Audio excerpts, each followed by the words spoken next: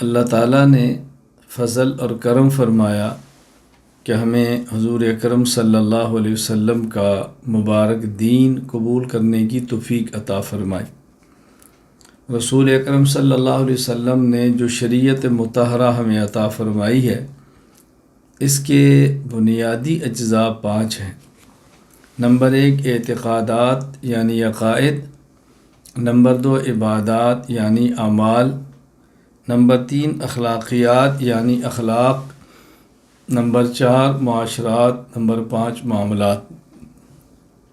پھر ان کا خلاصہ بنیادی طور پہ وہ 3 چیزیں ہیں۔ نمبر 1 اعتقادات، نمبر 2 عبادات، نمبر 3 اخلاقیات۔ پھر ان کی بنیاد اور خلاصہ وہ 3 ہیں۔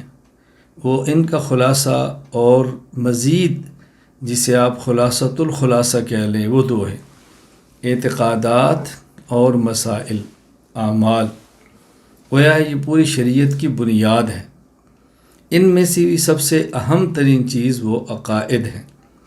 تو عقائد کو پڑھنا، عقائد کو سمجھنا یہ از حد ضروری ہے۔